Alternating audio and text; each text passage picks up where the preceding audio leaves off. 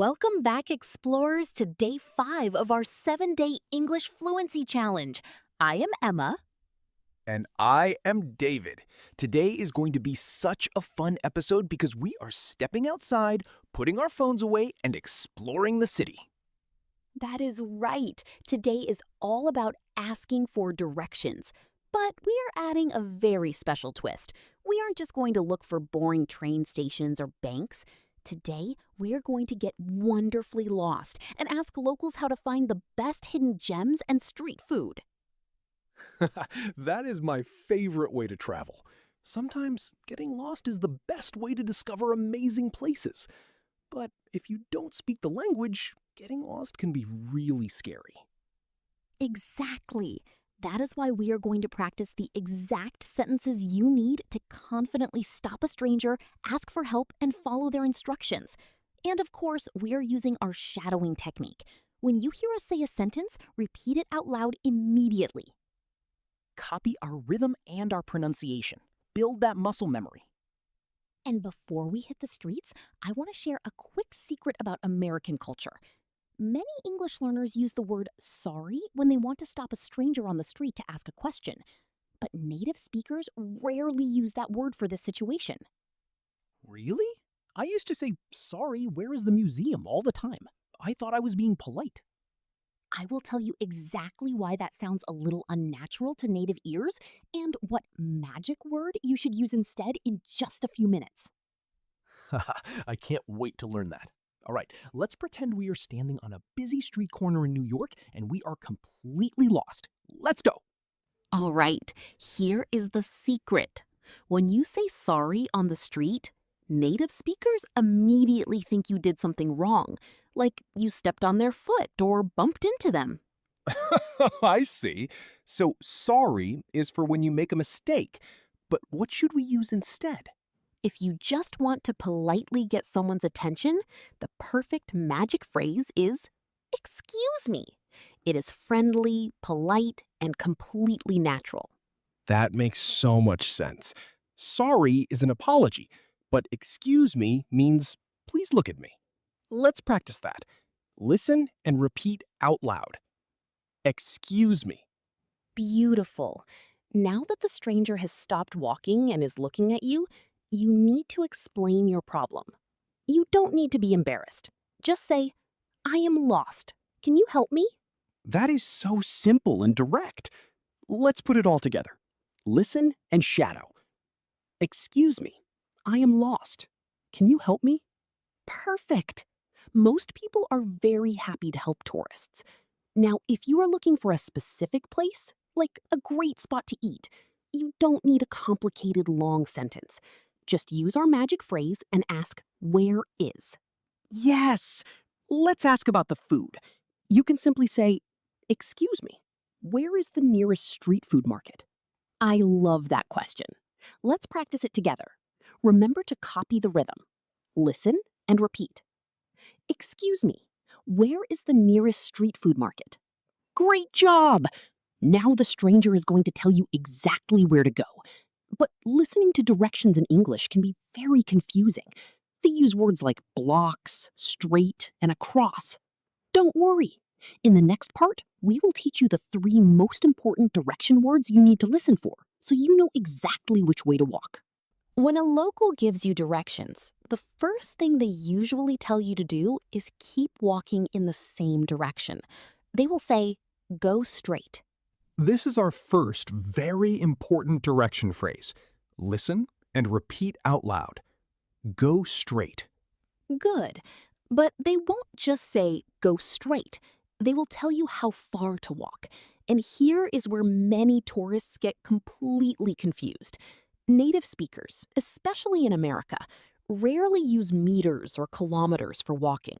We use the word blocks. Oh, yes. When I first heard a local tell me to walk 2 blocks, I started looking at the ground for square stones or children's toy blocks. I had no idea what it meant. It is a very natural mistake. A block is simply the section of a building or street between 2 intersecting roads. Every time you walk and cross a new street, that is 1 block. So if they say, go straight for 2 blocks, you walk, cross one street, and then stop at the second street. That makes navigation so much easier. You just count the streets. Let's ask our listeners to shadow this full native-sounding sentence. Listen and repeat. Go straight for 2 blocks. Excellent. Now, after you go straight, you usually need to change your direction. The phrases are very simple. Turn left and turn right. Let's practice both of them right now. Copy our rhythm. First, listen and repeat. Turn left. Perfect. And now the other way. Listen and shadow. Turn right. So now we know how to ask for help, go straight, and turn. But how do we know when we have finally arrived at the street food market? Now that you have gone straight and turned the corner, the local person will tell you exactly what building your destination is near. This is where we use location words. Yes, and one of the most useful phrases is next to. If the street food market is right beside a bank, they will say it is next to the bank. Let's practice that. Copy the rhythm. Listen and shadow. It is next to the bank. Beautiful. But Emma, I used to mix up my tiny words here all the time. I would say it is near to the bank, or I would say it is next from the bank. That is a very common mix-up, David. The prepositions can be tricky. Here is the easy rule. The word near does not need the word to. You just say near the bank. And the word next is always best friends with to. They stay together. Next to. That makes it so much easier to remember. Always next to. Now, what if the market is on the other side of the street? What if you have to cross the road to get your food? In that case, native speakers use the phrase across from. For example, if there is a park on your side, they will say it is across from the park. This is a very important phrase to know so you don't get lost. Let's ask our listeners to shadow it right now. Listen and repeat. It is across from the park. Excellent. If you know next to and across from, you will always find exactly what you are looking for. And usually, the local person will finish their directions with one very friendly, very common phrase to tell you that it is impossible to make a mistake. That is exactly right, David.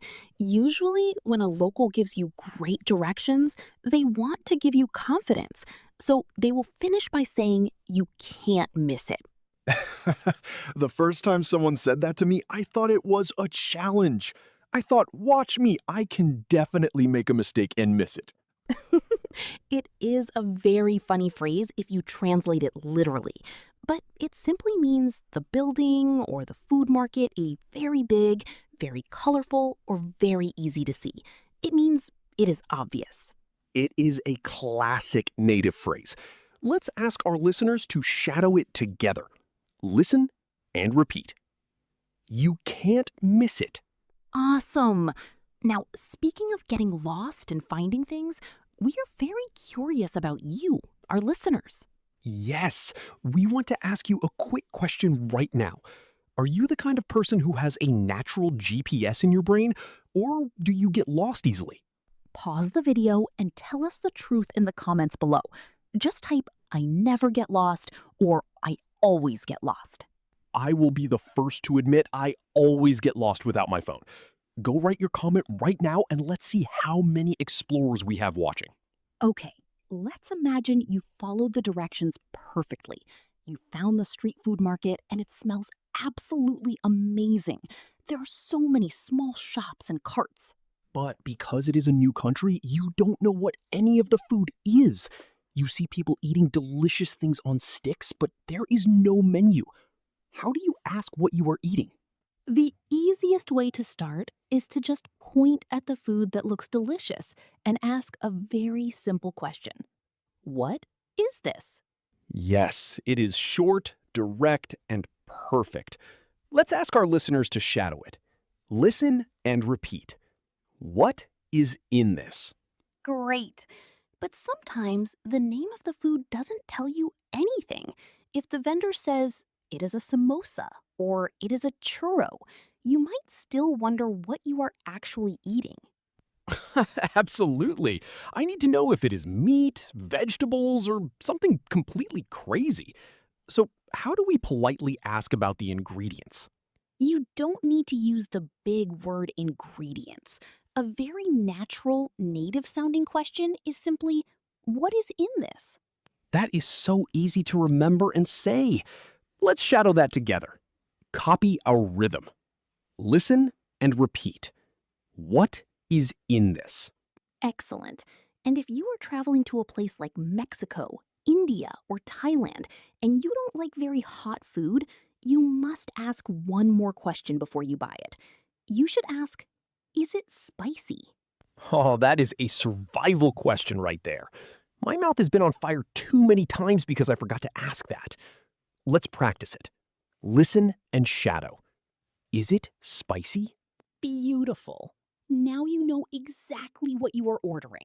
You know it isn't too spicy, and you are ready to buy your delicious street food. I can practically taste the food right now. Let's buy it and find a nice place to sit. The food smells amazing. You know exactly what it is, and you made sure it isn't too spicy. Now you just have to pay for it. The most important part. But Emma, I remember my first time buying street food. I held up the delicious food and asked the vendor, "How many is this?" He looked very confused. That is a great mistake to talk about. We use how many for things we can easily count one by one, like apples or chairs. But when we ask about a price, we are talking about an uncountable concept, value or money. So we must always use how much. Exactly. So the perfect, simple question is, how much is this? Let's ask our listeners to shadow it right now. Listen and repeat. How much is this? Great job!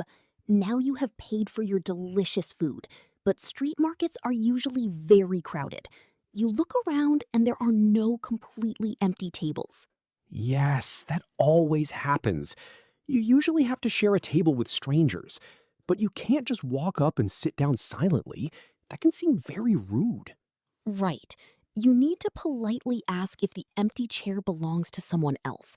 A very natural, native sounding question is this seat taken? I love that phrase. It is so polite. Let's practice it. Imagine you are pointing to an empty chair next to a local person. Listen and shadow. Is this seat taken? Perfect. If they smile and say no, you can sit down, relax, and finally eat your amazing meal. Sitting at a table with locals is also a great chance to make new friends. And since they are eating too, you might want to wish them a good meal. Now that you are sitting with the locals and everyone has their beautiful food ready, it is a great time to be polite before you start eating. Yes, in many cultures, it is very important to wish everyone a good meal. But when I was a beginner, I tried to translate my language directly into English. I looked at my friends and said, "Have a good eating." Have a good eating is very cute, David, but it definitely sounds a little strange to a native speaker. Sometimes English speakers borrow the French phrase bon appetit, but the most natural English phrase is simply enjoy your meal. That is so polite and easy to say. Let's ask our listeners to practice this right now. Listen and shadow. Enjoy your meal. Perfect. Or if you want to be even more casual and fast, you can just smile and say one word, enjoy. I love that. Okay, so you say enjoy, you take your first bite of the street food, and your eyes go wide. It is the best thing you have ever eaten. You want to tell the vendor or your table how good it is. It is always wonderful to compliment the chef. Many learners try to describe the flavor by saying it has a good taste. While people will understand you, native speakers usually use taste as an action word here. We say, this tastes amazing. Let's practice that native-sounding sentence together. Listen and repeat. This tastes amazing. Excellent. Another great word is delicious. But be careful here. A very common mistake is saying it is very delicious. The word delicious is already 100% strong, so adding very sounds unnatural. Ah, yes. I remember learning that rule. Instead of very, we should use words like really or absolutely. Correct. Let's practice the natural way. Listen and shadow. This is absolutely delicious. Now you are a true street food expert. You found the market, you ordered perfectly, and you are having a wonderful conversation about the amazing food. That was such a wonderful adventure today. We navigated the city, found a hidden street food market, and even made some local friends. It really was the perfect day. But before we completely finish day 5, we need to make sure our listeners remember the most important lessons. It is time for our daily mini quiz. Let's see who was paying close attention today. Earlier, we talked about buying food from a vendor. Imagine you are holding a delicious, hot snack and you want to know the price. Think carefully.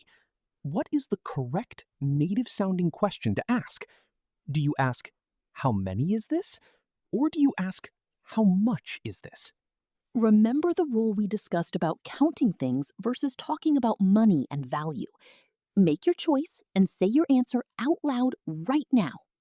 If you said, how much is this? You are absolutely correct. Always remember, we use how much for prices and money because value is uncountable. Amazing job today, everyone. You learned so much. You can now politely ask a stranger for help, understand native directions, and order incredible street food. If you shadowed our sentences today, you are one huge step closer to traveling the world with total confidence. You don't need to stare at your phone map all day anymore. That is the beauty of learning English. It connects you with real people and real experiences. Now, before we say goodbye for day 5, we have one final question for you. Imagine you successfully found the best street food market in a new country. What is the very first thing you are ordering to eat? Are you getting spicy noodles, a huge burger, or maybe some sweet churros? Go to the comments and tell us your dream street food order in English right now. I am getting hungry just thinking about it. I will be reading and replying to your delicious answers in the comments. Have a fantastic day of practicing. Stay curious, and we will see you tomorrow for day 6 of our Fluency Challenge. Bye, everyone. Keep exploring and keep speaking.